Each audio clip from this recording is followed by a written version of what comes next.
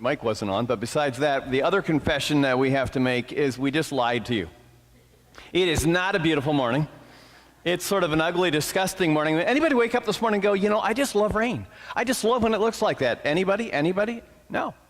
Anybody wake up this morning and go, you know what, I'm going to roll over and go back to sleep for another 12 and a half minutes. Anybody do that? Yeah. Okay, here's the question. Anybody hit the snooze button twice this morning? Anybody? Yeah, okay. See, you're the kind of people I can relate to. You are welcome here, okay? As a matter of fact, if the talk gets boring, and you just need to doze off for another 12 minutes, you feel right at home, but I will wake you up sooner or later, okay? I will wake you up. Well, the phrase give or take, very interesting phrase. People use the phrase all the time in things like this. Well, you know, it was 75 degrees, give or take. And when you use the phrase give or take, it really does help if you do the hand motion. Give or take.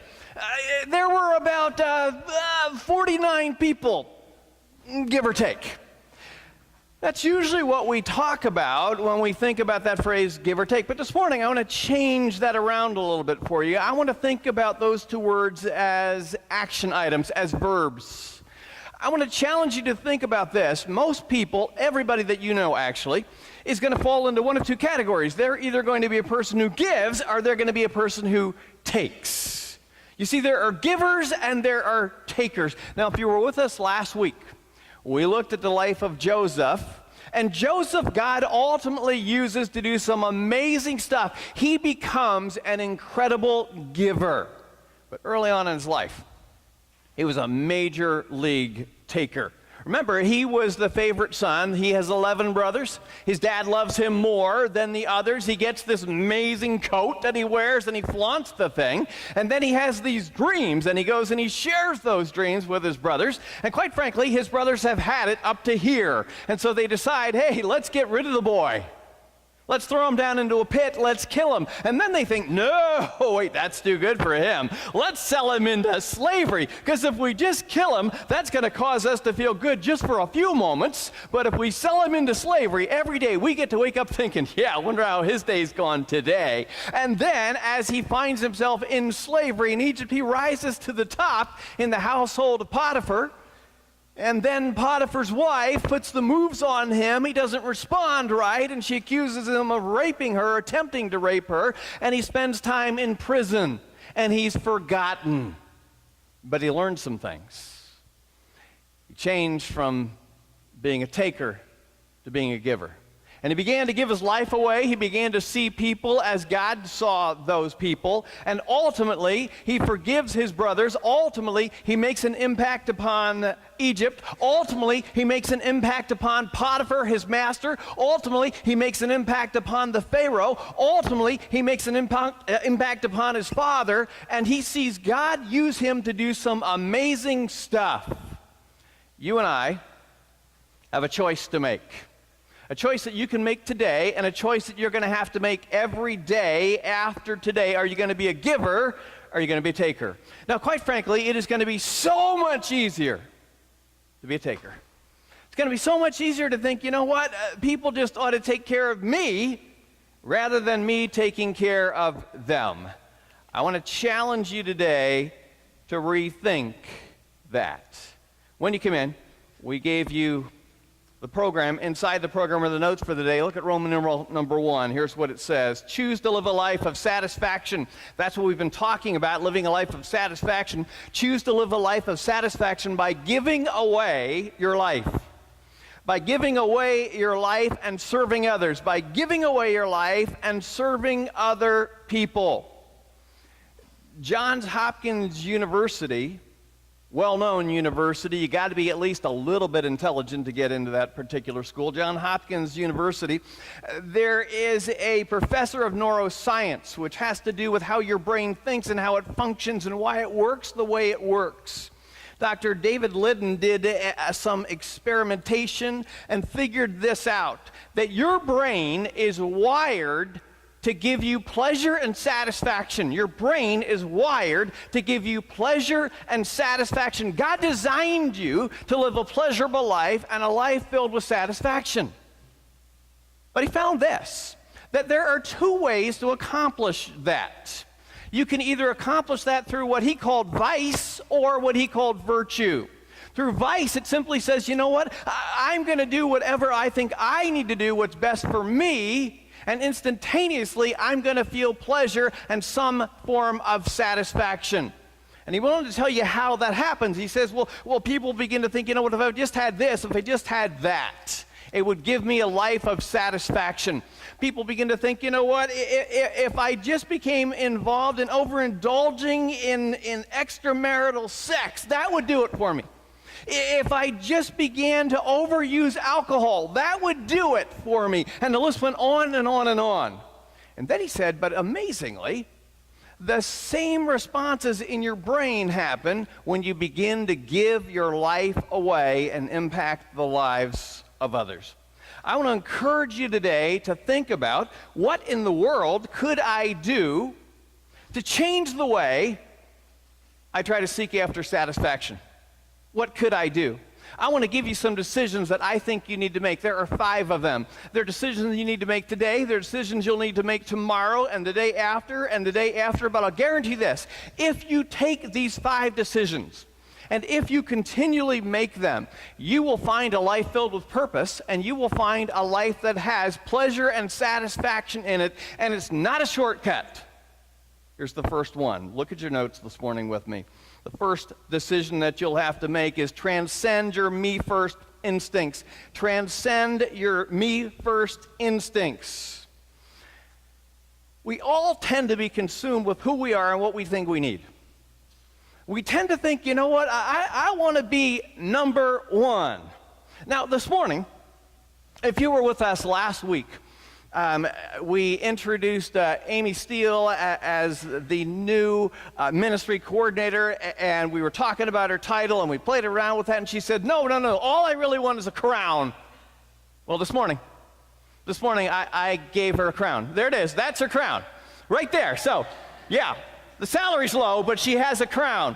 But she said something really interesting that, quite frankly, most people never say. And it's something that ought to be true of all of us. When I gave her that crown, she put it on, and she said, whoa, look at me. I'm number 2. That's an interesting statement to make. You see, all of us think, I got to be number 1. If I'm number 1, then life is going to be great. And God says to you, look, you're never really going to be number 1.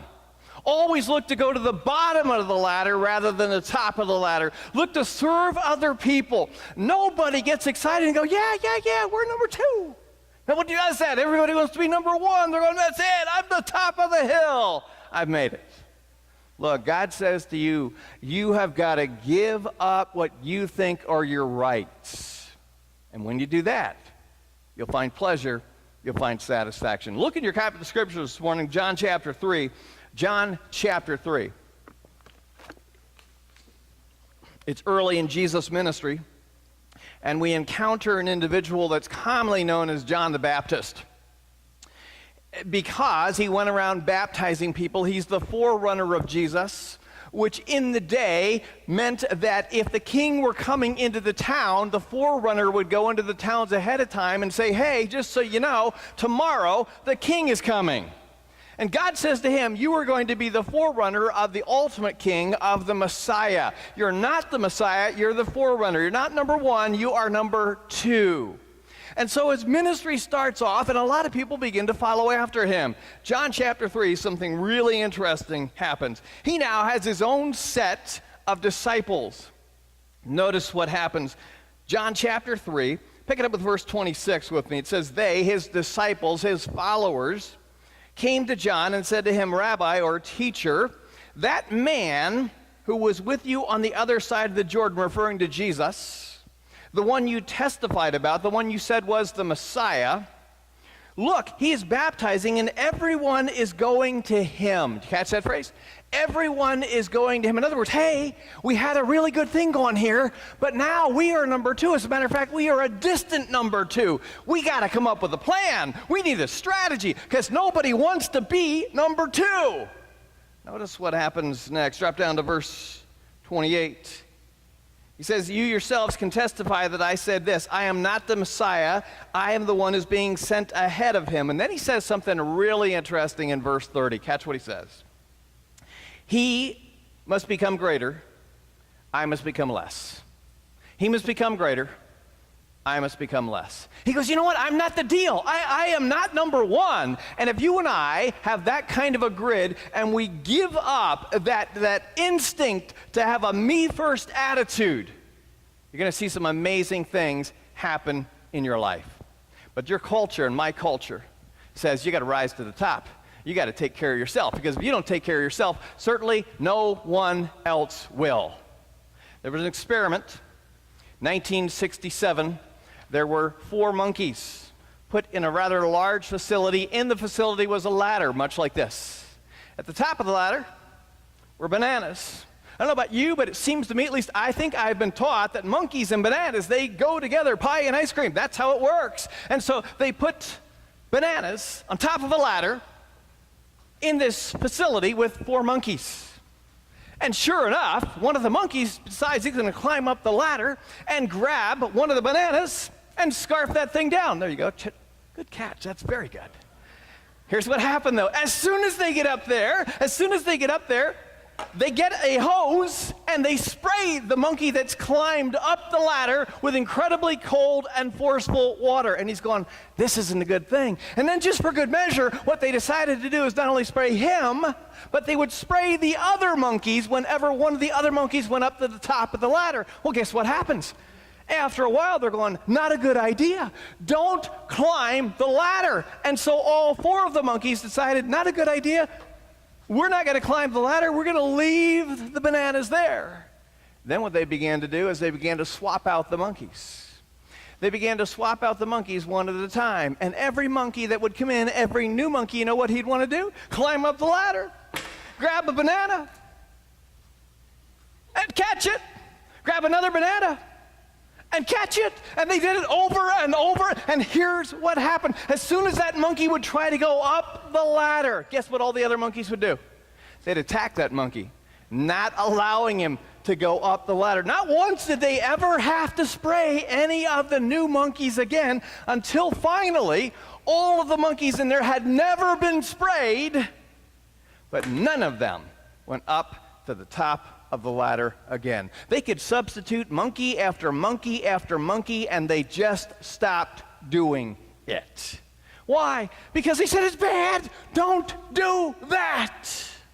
What's the point of the story? The point of the story is, look, there are going to be monkeys in your life, stupid monkeys in your life, who are going to say, don't do this. Don't serve other people, because if you do, you're going to lose. And you go, well, why? Just because that's the way it is. If you do that, people will take advantage of you. Have you ever been taken advantage of when you've served people? Your head should be doing this right now, because that's what happens. And so you begin to think, well, I don't know if that's a good idea. Well, I want to remind you today that God says it is a good idea, and if you want to have satisfaction in life, you've got to decide to give your life away. So what are you going to do? Number 2 says this in your notes: get off the sideline. You need to get off the sideline. For about 10 years, right across the river in the city of Marietta, I was a youth pastor. We probably had 150 high school kids and about 100 junior high kids that would come out every Wednesday night for a Bible study. One of the kids that came out was a junior in high school. His name was Ashley. Ashley played on the football team. Well, let me take that back. Ashley didn't actually play on the football team, but he dressed for every game. He was on the team. He went to all the practices, but not one time did he ever get into a game. Not one time in his entire high school career did he ever actually get into the game. You go, why? Well, he's a big kid. You're thinking he should be able to just put him out there. I mean, if anything, they got to run around him. That could take a half an hour. I mean, but not one time did he ever get into the game. Why? Because he never put any energy into playing football. He just loved wearing the uniform, being on the sideline, wearing the uniform on Fridays to school when you're going, yeah, that's right.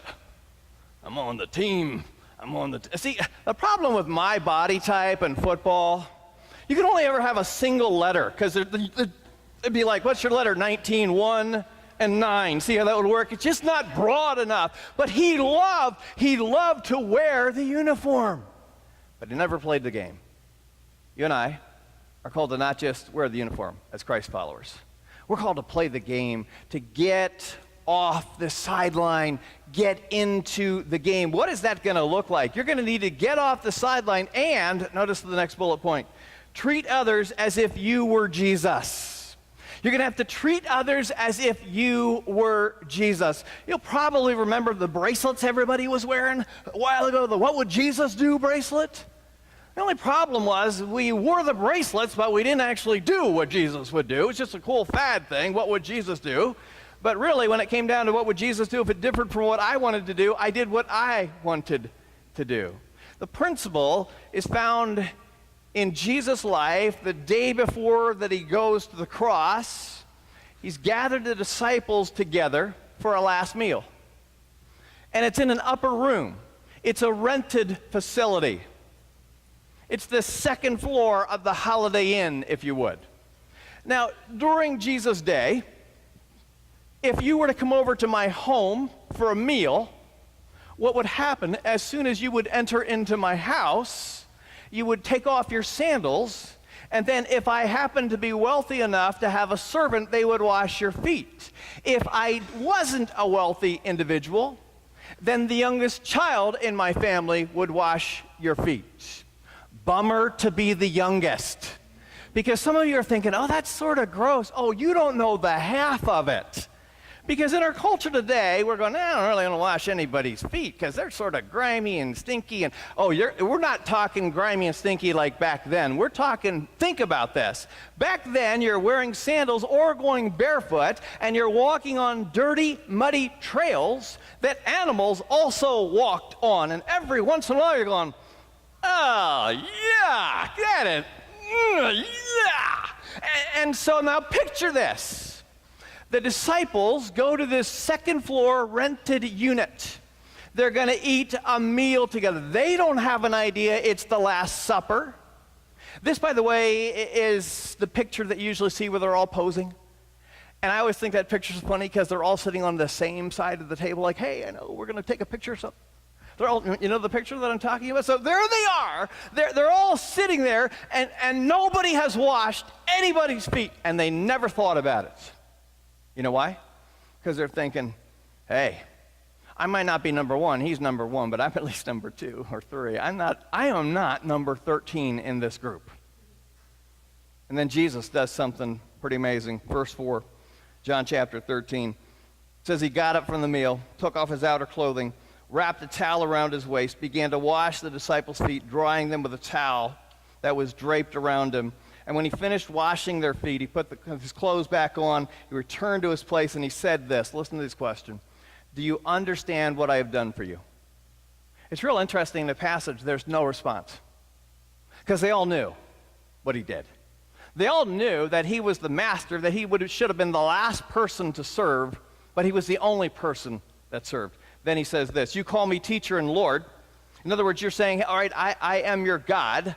You're following after me. You call me teacher and Lord, and rightly so, for that is what I am. Now I, your Lord and teacher, have washed your feet. Catch this next phrase. You also should wash one another's feet. I've set an example for you, that you should do as I have done for you. No servant is greater than his master. And then he says this, now that you know these things, you will be blessed. You'll be satisfied. You'll be filled with contentment if you do them. Notice those two phrases. Now that you know these things, you will be blessed if you do. See the difference between knowing and doing? It's one thing to know that you and I ought to be servants and look for opportunities to serve others as Jesus would serve other people. He was always looking for a need, and then he met that need. It's another thing to do it. Because quite frankly, sometimes you just think, I'm just not in the mood. You ever been down that road? Yesterday, maybe? You're going, I'm just not in the mood. I just don't feel like doing that today. What would happen if you'd say, God, I'm not in the mood today to do that, to serve other people, but I'm going to ask you to really change my heart today so I could give my life away today? What would happen to you and to me if we lived like that? You see, you and I need to get off the sideline into the game, and we need to decide that we'll treat others as if we were Jesus. The other thing you're going to need to decide is as you get off the sideline and into the game, notice the second bullet point, treat others as if they were Jesus. Treat others as if they were Jesus. You say, is that really right? I mean, should I really do that? Matthew chapter 25, very interesting story that Jesus tells. Again, it's toward the end of his ministry. And he says this to a large crowd that is gathered together. He says, look, there was a king who gathered together all of his people at the end of time, and he's really referring to himself. And he says, as he's gathered all of these people together, he separated them into two groups. On the right, he put people he called sheep, and on the left, he put people he called goats. And then he says something real interesting. Matthew chapter 25 and verse 34. Check out what he says. It's on page 695. He says, then the king will say to those on his right, the sheep, come, you who are blessed by my Father, take your inheritance, the kingdom prepared for you since the creation of the world. In other words, bingo, you won today, baby. It's going to be great. You're going to get good stuff. And they're thinking, what have we done? What have we done? What have we done? And then he tells them what they've done. Listen to this. He says, for I was hungry, and you gave me something to eat. I was thirsty, and you gave me something to drink. And you got to just picture the crowd. They're going, really? I don't remember doing that. I don't remember feeding the king. I don't remember giving him a drink of water. I don't remember any of that stuff. Then he says, I was a stranger. You invited me in. I needed clothes, and you clothed me. And they're going, really? I don't remember that. I was sick, and you looked after me. I don't remember that either. I was in prison. Did you know the king was in prison? And you came and visited me. And they're going, what? Verse 37, check this out. It says, Lord, when did we see you hungry and feed you, or thirsty and give you something to drink? And when did we see you a stranger and invited you in, and needing clothes and clothed you? And when were you sick or in prison? And then he says, verse 40, it's the key verse. Check it out. He says, truly I tell you, whatever you did for the least of these brothers and sisters of mine, you did for me. Whatever you did for them, you did for me. You and I have got to begin to treat other people as if they were Jesus. That's what he's saying. Look, if you do that, you will find blessing in your life. You'll find satisfaction and pleasure. If you live for yourself, you won't. It's really pretty simple. Here's the third issue you and I will have to wrestle through. We need to understand your role and God's role. We need to understand your role, and we need to understand God's role. There really are two extremes. There are those of us that underserve. We are still stuck into this me-first instinct. We underserve. We're thinking, I don't know how to do that. I don't think I should step up to the table. And then there are those of us that might be tempted to overserve. And we're fearful of burning out. If you're a guy, you probably have a roll of this in your house. This is magic right here.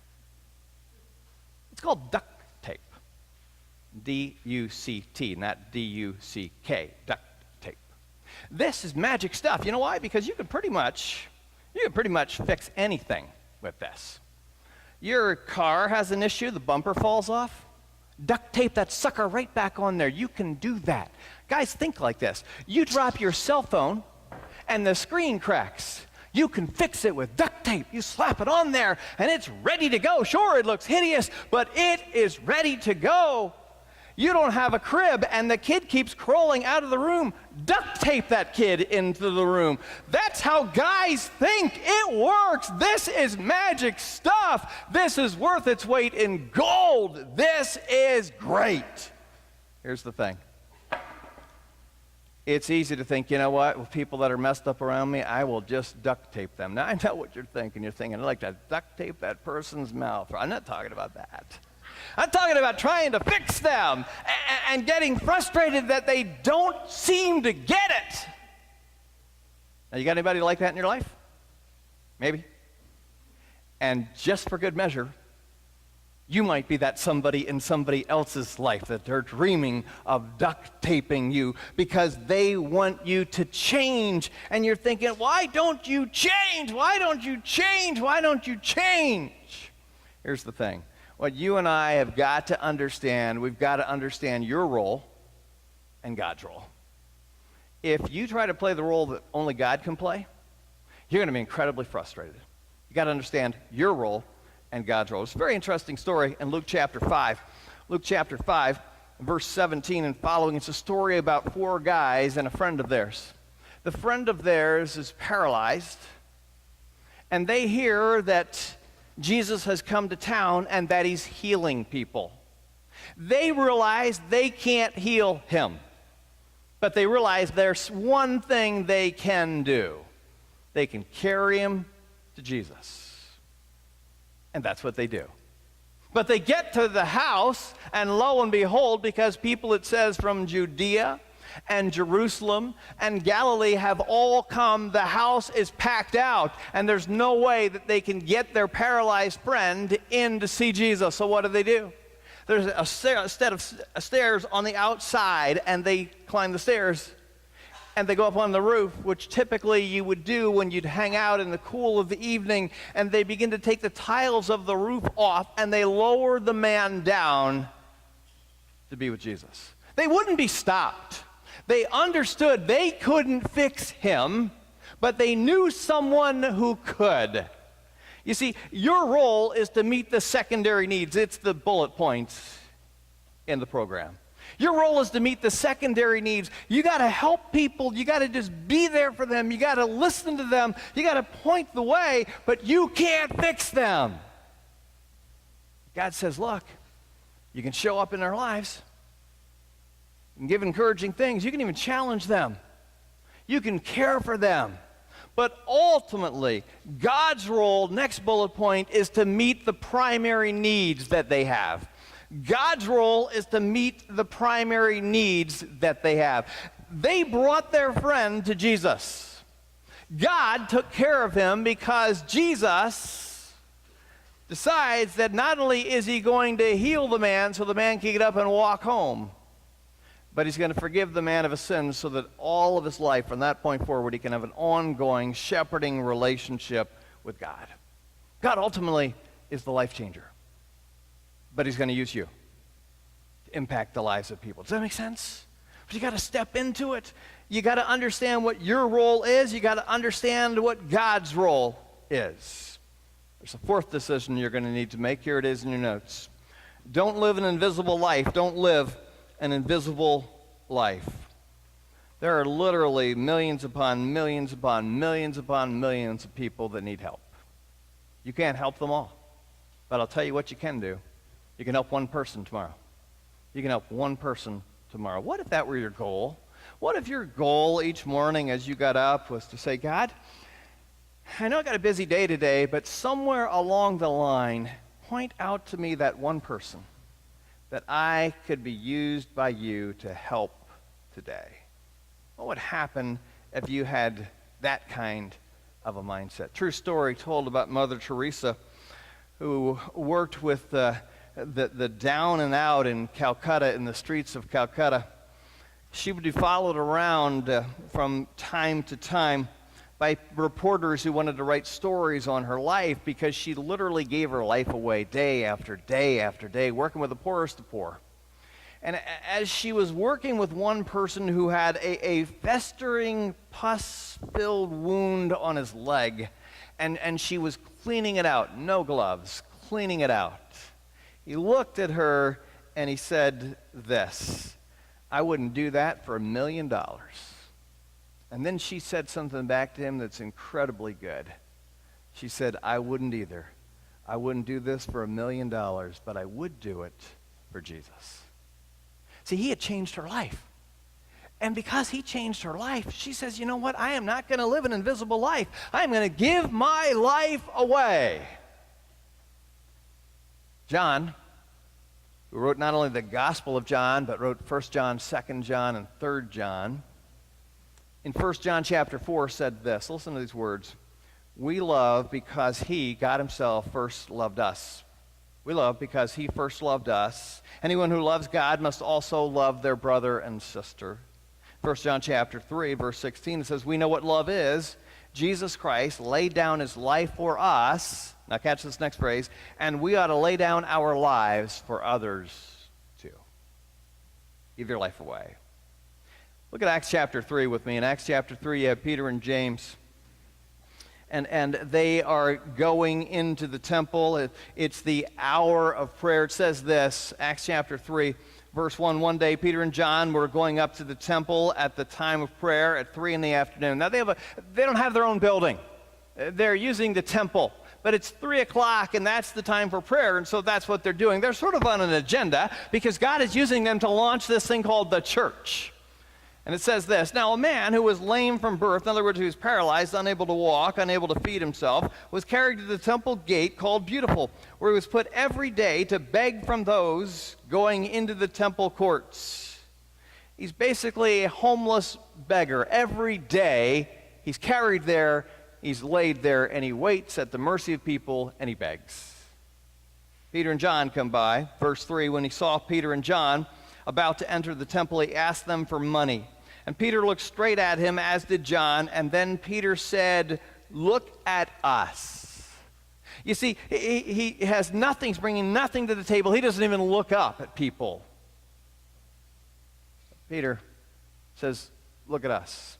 And with great anticipation, the man looks up going, oh man, this is like going to be a great day. This guy's about ready to give me something amazing. It says in verse 5, so the man gave them his attention, expecting to get something from them. And then Peter disappoints him by saying this, silver and gold I do not have. And the guy's like, well, bummer, move out of the line, dude, because there are other people behind you that might have some money, and I need cash today. Then Peter says something interesting, but what I do have, I give to you. But what I do have, I give you. I don't have any cash, can't help you there, but what I do have, I give to you. I want you to remember that phrase. What I do have, I give to you. What I got, what you have, you ought to give to others. Notice what happens next in this passage where he says, but what I do have, I give to you. In the name of Jesus Christ of Nazareth, walk. And the guy has to be looking at him like, are you kidding me? I mean, are you kidding me? Like, are you insulting me? The guy does nothing. And then it says this in verse 7, taking him by the right hand, he helped him up. Why did he need to help him up? Because the guy's going, dude, no, it's not going to, I've never walked a day in my life. It says, taking him by the right hand, he helped him up, and instantly the man's feet and ankles became strong. He jumped to his feet, began to walk, and then he went with them into the temple courts, walking and jumping and praising God. His life is totally transformed.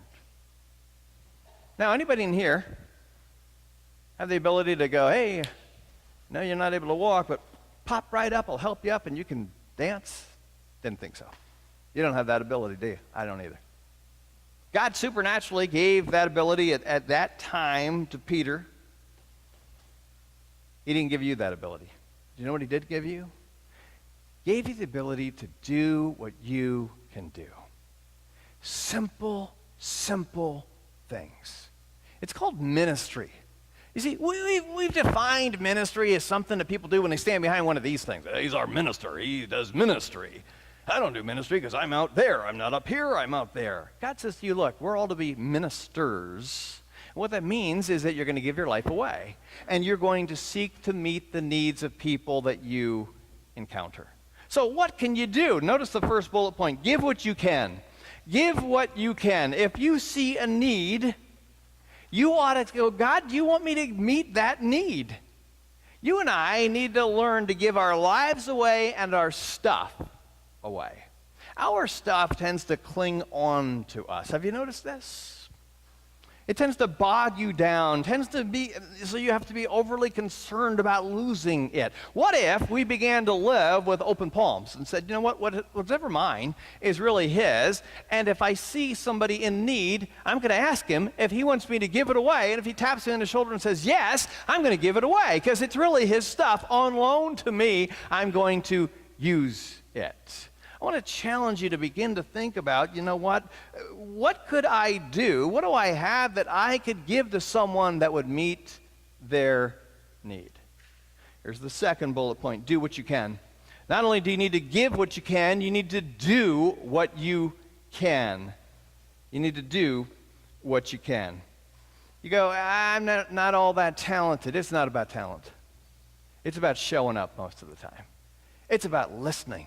You go, I don't know a whole lot of stuff. Well, continue to learn, and as you're learning, give it away. Look for opportunities to really, really care. There's a man named Patrick Green. Patrick Green lived in Texas. Patrick Green was a renowned atheist. He actually drove a taxi, and anybody that would get into his taxi, he would try to help them understand there really wasn't anything called God. And then Patrick Green, who made it his life agenda to carry an atheistic mission. He did things like when there'd be the nativity scenes that would be set up at courthouses, he would try to petition to get them closed down. He annoyed a lot of Christ followers. A lot of Christ followers not only didn't like the guy, in truth, they probably hated the guy. But there was a Christ follower, and her name was Jessica Cray, and Jessica Cray found out about this guy, about Patrick Green, and she found out about him because he became ill. He began to lose his eyesight. And I'm sure that some Christians are going, yeah, you go, God. I'll show you. You can't see me, you're not going to see anything. I'm sure some Christ followers are going, yeah, score. That's not what Jessica Cray did. Jessica Cray thought, here's a guy that is losing his eyesight, didn't have insurance, didn't have money, didn't have any means to take care of his issue. She decided that she would go to her Christ-following friends and to her church and ask them if they could come up with enough money so this man could get the surgery that he needed. And she did, and they did, and God provided the money, and they took it, and they gave it to Patrick Green. And Patrick Green at first went like, I don't want your money. But then on second thought, well, maybe I'll take your money. But it really messed up his head, because he's going, why in the world would you do an act of kindness to me when I have been against everything you guys are for? Why would you do that? The end of the story is he had surgery, his eyesight came back, and eventually his spiritual eyesight came back too, and he became a legitimate follower of Jesus because one person decided, you know what, I'm not going to be mean and nasty to someone who's been mean and nasty to me. I'm going to give my life away to them. What would happen if you and I decided that's what I'm going to do? I'm going to look for opportunities and I will give my life away to them. What would happen if you did that day after day after day after day after day after day? Many of you know Tom and Amy are going to go in a couple of weeks to Guatemala on a missions trip. And I applaud them for doing that. And any opportunity you get to do something like that and see people who live in a third world country, all of a sudden you will really greatly appreciate what you have here. But I want to remind you of something. Life is not just simply about going away on a missions trip. You're on a missions trip. Right here, right now. Every day, every hour. It's a missions trip opportunity for you because you're going to run into people that have needs. You're going to run into people that need help. And I want to challenge you today to take a risk, which is number 5 in your notes. Here it is. Don't play it safe. Take a risk each day. Don't play it safe. Take a risk each day. Take a risk each day. Take a risk and decide, you know what, I'm going to give my life away today. I am going to care for people today. I'm going to meet a need today. And when you do that, God is going to give you a heart that is filled with satisfaction and pleasure. Acts chapter 4 follows the story we just read about in Acts chapter 3. You know what happens in the end of Acts chapter 3? Peter and John, because after they healed this paralyzed man, decide, hey, it's a great opportunity to tell people about how we really did this. They get thrown into jail. It's not a good experience for them. They get thrown into jail. In Acts chapter 4, this is what it says. Acts chapter 4. It says they had Peter and John brought before them, the leaders of the religious court, and they began to question them, by what power or name did you do this? Now they take another risk here. They said, well, it's the name of Jesus Christ of Nazareth, whom you crucified, but God raised from the dead, that this man stands before you healed today. And it says this, now catch this. When they saw the courage of Peter and John and realized that they were unschooled and ordinary men, they were unschooled and ordinary men, they were astonished and they took note that these men had been with Jesus. Here's the deal. When you and I spend time with Jesus, he changes us on the inside. He changes our hearts. He changes our attitudes. And when he does that, then you get an opportunity to make an incredible impact and change somebody else's life. But you know what else happens? Your life is going to change. But you got to ask yourself, am I willing to take a risk? In the movie that probably many of you have seen, Jurassic World, there's a scene in there where there's raptors in a cage, large cage. There's 3 of them in there. There is a worker who stumbles and finds himself in the cage, which is obviously a bad thing. And the trainer sees what happens, and he has to make a decision. I want you today, as you watch the clip in just a moment, to picture yourself as the trainer who sees the man who's fallen into the cage, about to be devoured by the raptors, and ask yourself, what would I do if I were the trainer? Watch the clip. Well, I don't know about you, but I wouldn't have taken that risk. I'm going, I sort of like my body parts the way they are right now. I don't want to have a little part here and a little part there. So here's the question. You're going to have an opportunity today, tomorrow, the next day, and every day after that. Take a risk. To step into somebody's life and do one thing. Might be a small thing. Might take 30 seconds, might take 3 minutes, might take 3 hours. I don't know. Might cost you 30 cents, $3, or $30, or $300. I don't know. But I know this. When you and I decide that we're going to give our lives away and we're going to serve other people, God's going to give you an immense sense of pleasure, an immense sense of purpose, and an immense sense of satisfaction. That's really what you need. God says, I want you to live this amazing, satisfying life. And one of the main ways that you get that is by giving your life away. Let's be honest, some of us are better at it than others. Some of us, we're going, okay, my day's going to look like this, and don't mess with it. And some of us are going, no, I don't think I want to step into that. And God says, will you take a risk? Will you step into that? Will you give your life away? Not just once, day after day after day after day. Look at the simple truth that's in your notes. The simple truth today is this.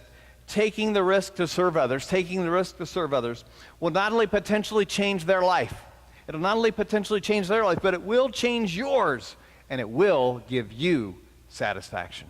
It'll change their life potentially, but it will change your life for sure, and it will give you satisfaction.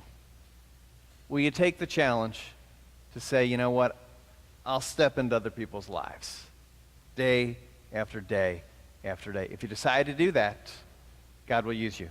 If you decide to do that, he'll give you pleasure and satisfaction. It's a great opportunity he's going to give to you. Will you take up the challenge? Pray with me today. Father, thank you for loving us and for loving other people enough to send us to impact their lives. I pray that you would help us to understand the significant opportunities that you give to us. Would you take a moment right now, wherever you are, in your seat, and just say, God, speak to me right now. Would you be bold enough to say, God, I'm going to take a risk. I am going to take a risk by deciding right now, asking God to give me an opportunity each day to step into somebody else's life. Would you go ahead and ask him to do that in your life right now?